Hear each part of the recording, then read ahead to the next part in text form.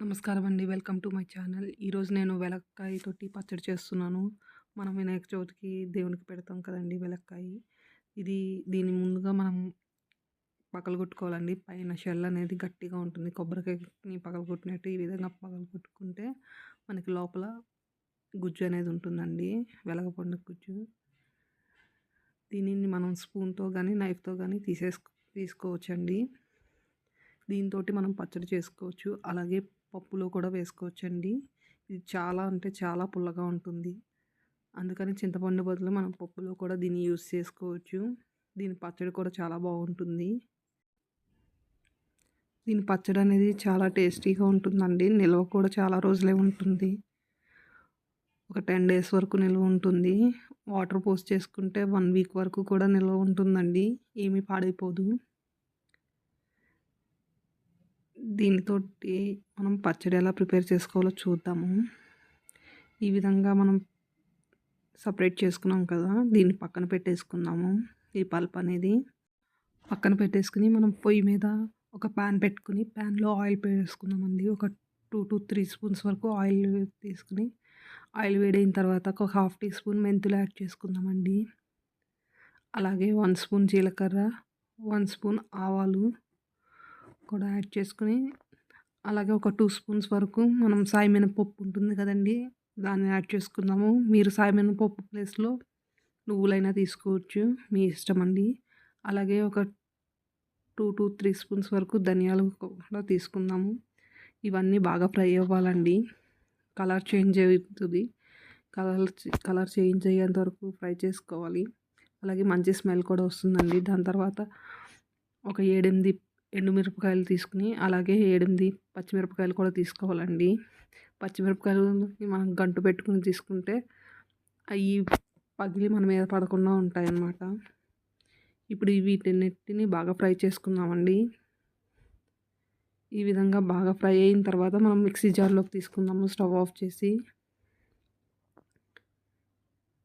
వీటిని మిక్సీ జార్లోకి తీసుకుని దీంట్లోకి రుచికి సరిపడా సాల్ట్ కూడా యాడ్ చేసుకుని మనం మిక్సీ పట్టుకుందామండి. ఈ విధంగా బరకగా మిక్సీ పట్టుకోవాలి. ఇప్పుడు ఈ మిక్సీ పట్టుకున్న దాంట్లోకి మనం ఇందాక తీసుకున్న వెలగపండు గుజ్జు ఉంది కదండి పల్పు, దాన్ని యాడ్ చేసుకోవాలి. దాన్ని యాడ్ చేసుకుని మళ్ళీ మనం మిక్సీ పట్టుకోవాలి. ఈ విధంగా మిక్సీ పట్టుకుందామండి ఒకసారి. చూసారు కదండి, ఇది చాలా గట్టిగా ఉంది. అందుకని దీంట్లో కొంచెం వాటర్ కూడా యాడ్ చేస్తున్నాను. ఒక పావు కప్పు వరకు వాటర్ యాడ్ చేసి మిక్స్ చేసుకుని మనం మిక్సీ పట్టుకుందాము. ఈ విధంగా మిక్సీ పట్టుకోవాలండి. వాటర్ అనేది మరీ ఎక్కువ వేసుకోకూడదు.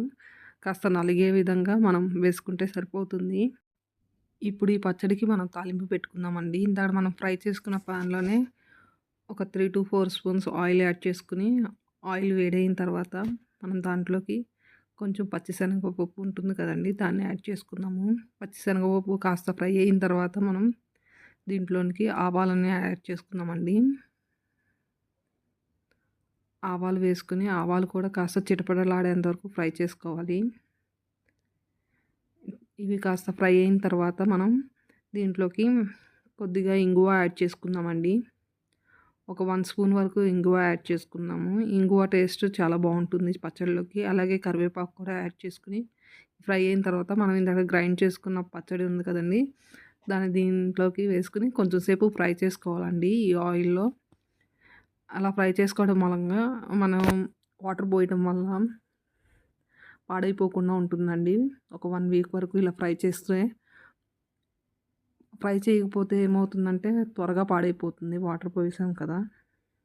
అందుకని కొంచెం ఒక 5 మినిట్స్ వరకు దీన్ని మిక్స్ చేసుకుంటూ ఫ్రై చేసుకుందామండి. ఈ విధంగా బాగా మొత్తం అంతా కలిసేలాగా ఫ్రై చేసుకుంటూ ఉండాలి. ఈ విధంగా బాగా ఫ్రై అయిన తర్వాత మనం ఒక 5 మినిట్స్‌కి స్టవ్ ఆఫ్ చేసుకొని సర్వ్ చేసుకుంటమేనండి. మన పచ్చడి అనేది రెడీ అయిపోయింది.